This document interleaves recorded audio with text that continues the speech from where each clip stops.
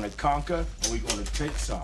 Is that understood? Yes, sir. That's what we're going to do, sweetheart. We are going to go and get some. All right, people, on the ready line. Are you me? Yeah! Are you me? Yeah! What are you? The September issue of EP Magazine focuses on the elderly. Read the current issue and past archived issues for free at www.epmagazine.com.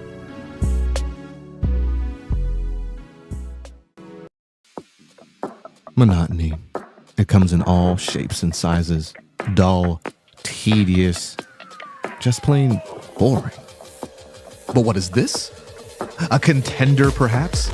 Something unboring by the looks of it. Jabs right at dull, an uppercut to tedium, something that keeps you on your toes, keeps your head on a swivel, a knockout punch to your old, boring workouts. Welcome to Fight Camp.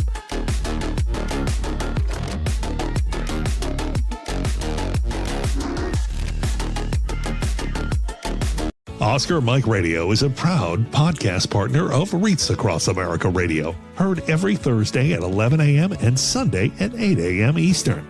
They're also big supporters of the nonprofit I Got Your Six, 2 Lives at Once.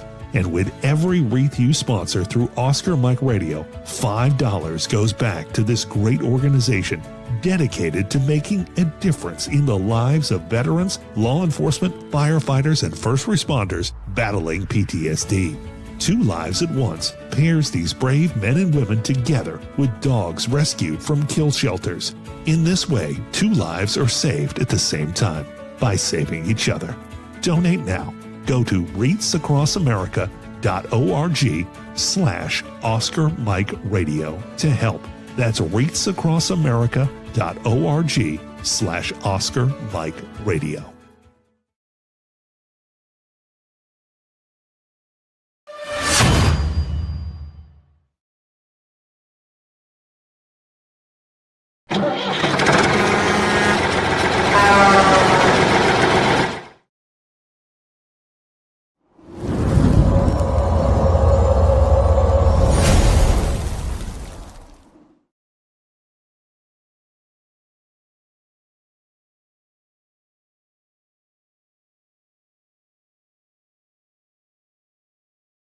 Marines are made for this.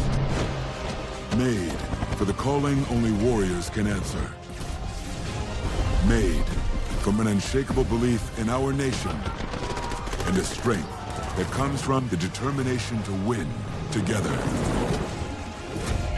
But you'll have to earn your place among us, because you don't join the Marines. You become one.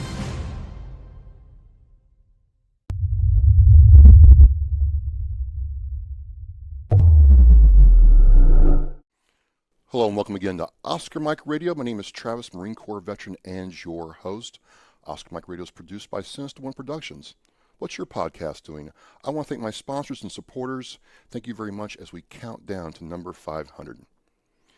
Again, my name is Travis. We're on assignment. We're on mission, like not behind in the studio, but actually out into a place where it has a big impact on my life. I could do a whole series just on what this place has meant to me, and this place is the New England Center and Home for Veterans, and it used to be called the New England Shelter for Veterans, and things have changed over time in a good way, very, very good way, and I just want to say how pleased I am to be with my next guest. He's a Navy veteran himself. We could go back and do an entire series just on his career, but we're going to talk about the center today. I'm with CEO Andrew McCawley, Andy, as we call him. Welcome to Oscar Mike Radio. I'm glad to be here. Thanks for having me. This is just a day. Again, the center has had such a perfect on my life, starting 20 plus till now, and to talk with you, puts a nice comma, if you will, on the story. One thing I want to start with is I'm in this group, and we're talking about veterans homelessness, and one of my peers is like, are there really any veterans that are homeless anymore? We got all these initiatives and all these programs. In my region, it's pretty much a zero-sum game. There's no veterans homelessness anymore. And I'm like, well, I think you're slightly mistaken, and I think there's a lot more to that than you realize. And so I kind of want to start there. You know, what is the picture of veterans homelessness at this point in time, Andy?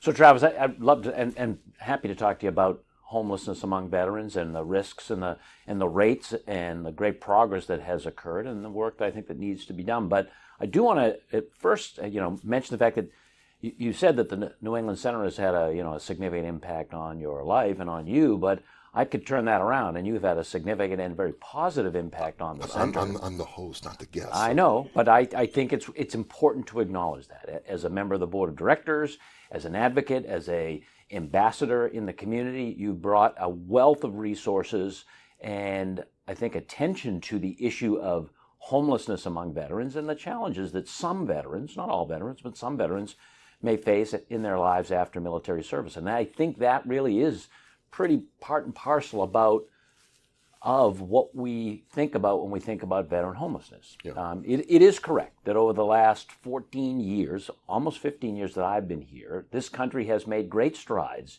in reducing and combating veteran homelessness. And that's been done through both public and private efforts. It's a concerted effort at the federal level with the U.S. Department of Veterans Affairs. It was kicked off in 2010, and the Congress, this country, the Commonwealth of Massachusetts, and other states around the nation have really dedicated significant resources to addressing the issue of homelessness among veterans. Because back 15 years ago, veterans were overrepresented in the population of citizens of the United States who are experiencing homelessness. And we have made great strides so that the number of veterans on any given day or during the course of a year who unfortunately experience homelessness has decreased significantly. Okay. So now that veterans are not overrepresented in the population experience homelessness, but that doesn't mean that no veteran experiences homelessness. So that is still an issue. Homelessness is really generally a symptom of challenges that people face, and veterans are people, and so the human condition applies there. So because we've made great strides, I think we can be proud of that, and we can recognize that as a nation, as a society. But I do think that we also look at the things that we've done to help reduce the rates of homelessness, and we don't want to say, well, we don't have to do that anymore. It validates what we should continue to do going forward, to try to make homelessness among veterans, if it occurs, to be brief, rare, and only happen once. So how then does the New England Center and Home for Veterans lead in that space? Because what I'm hearing, what I've experienced is you all do not sit on your laurels. You all do not get to a plateau and say, you know what, we're all good, we're set, we're steady state. There's a almost a relentless drive to improve what you all do and continue to serve, but also understanding that things change. So how does the center lead in that space, Andy? So, and I think you mentioned it in your opening remarks, and as you had indicated, the center used to be called a shelter. Right. And we don't use the S word anymore.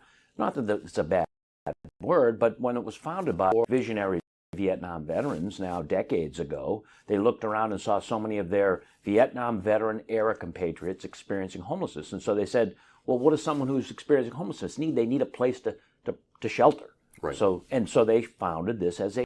But as we went through the history of the organization, and certainly in the last 15 years that I've been here, realized that it's just providing a place for someone to get out to shelter, to get out of the elements and be warm and at least have a hot meal. It's about providing them a path to independent living. It's really about not necessarily about just providing homelessness services, but providing needed and effective human services to enable people to live with independence in their own homes, but with dignity and support.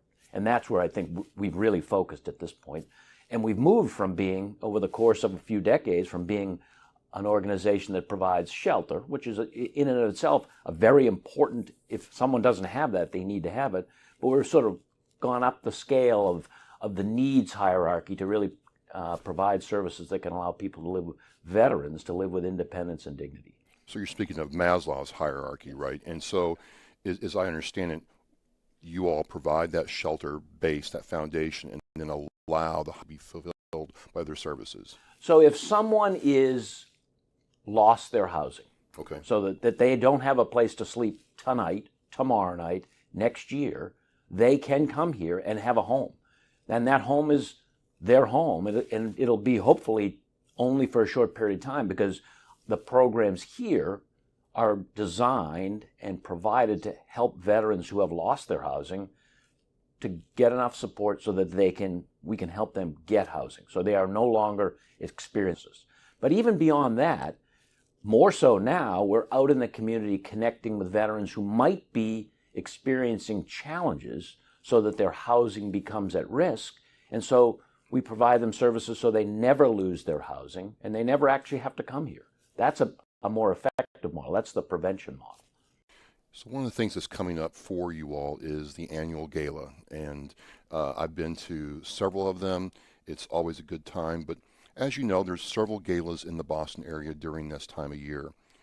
Why should someone looking at the gala want to come? What are they going to expect when they come to the gala and see what's going to be presented that night? So a couple of things. First of all, as I had said, over the last 15 years and continuing at this time, through our governments, provides a lot of services and a lot of resources to veterans.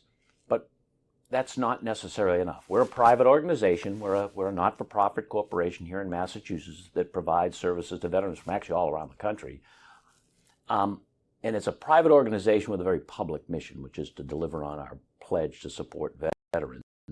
To do that so effectively because of the philanthropic support that we get, the donations from our private partners, supporters, and folks who are willing to indeed helping us deliver on that promise to help veterans.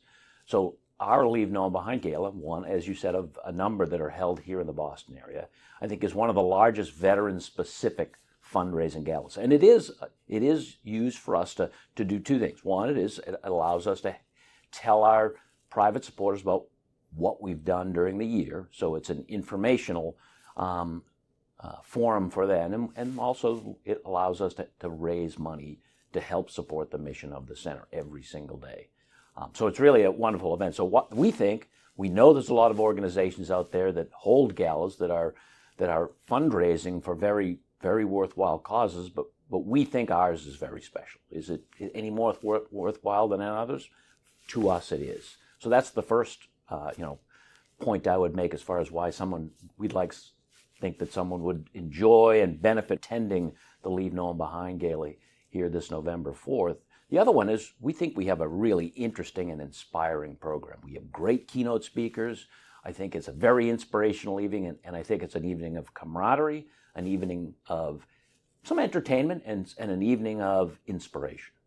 So can you tell me anything about the keynote speaker this year? Because I've been hearing through the Lance Corporal Underground, if you will, sir, that this one's special.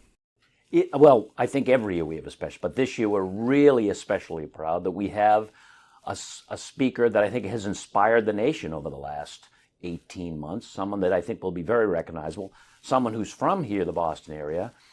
She's a NASA astronaut, a multiple-time space explorer, and she really has captivated the nation over the last year in her unscheduled but incredibly well executed extended stay at the U.S. or the International Space Station when she went up there and ended up spending over half a year up there. Over a half a year when she had only been scheduled to be there for a few days. So Captain Sunita Williams, United States Navy, who's originally from Needham, Massachusetts, is agreed to be our speaker, and she'll be joining us on the 4th of November. The galas are all fantastic, and it's just a great time. I think for me, sir, one of the things I really appreciate is when I bring somebody to the gala who's never knows anything about this space and has never been exposed to this side of the veterans advocacy story, and they see what you all do, and you can see this is good.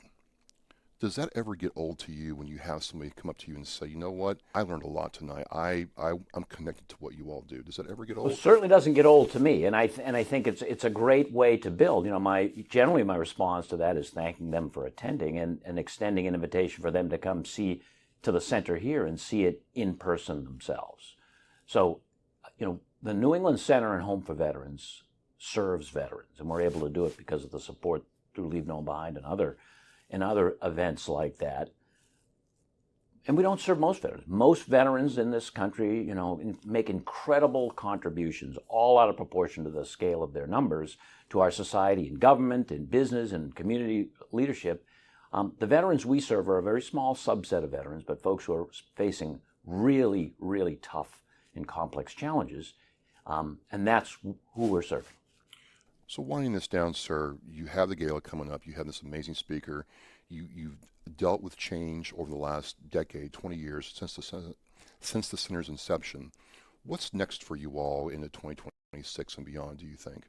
Well, I think that we're in the human services business for veterans. And homelessness, we'd like to, again, continue to reduce. Yeah. But I think the best way to do that is continue to serve veterans who might be experiencing challenges. So less in the homelessness business, more in the human service business. The prevention, the stabilization, the just helping people live with dignity and independence. Well, sir, I definitely know that you are Oscar Mike. Andy, you've got a lot going on. I want to thank you for giving me this time. I will have all the links to the gala information and the center in the Oscar Mike Radio show post, and maybe a couple little bonuses for you. But I just want to say thank you. Bravo Zulu, sir, and I can't wait for the gala and what's next. Thanks, Travis. And again, welcome anybody and open invitation to folks to join us on the 4th of November. Absolutely. Well, that's it for Oscar Mike Radio for this one. Again, you can check it all out on the Oscar Mike Radio show post. I want to thank you for watching, and also thank you for supporting this amazing organization and the people they serve. We're Mission in Flight. The biggest fear Gold Star families have that their child will be forgotten. We need to never forget freedom wasn't free. It's the fact that they give us the life we have now. We should remember them and give thanks to them. If I can be a part of something today that's going to make the surviving family of any of these veterans, these heroes, feel better tomorrow, then it's worth it. That one wreath symbolizes one family that was able to smile because of the generous donations. To sponsor a wreath and honor a veteran, visit wreathsacrossamerica.org. Thank you for listening and watching Oscar Mike Radio, where our active duty service members and veterans are in action and the mission is in flight. Oscar Mike Radio is an oversized load co-Sinista One production. If you are a veteran or know a veteran who needs help, please dial 988 and press 1 for the Veterans Crisis Line.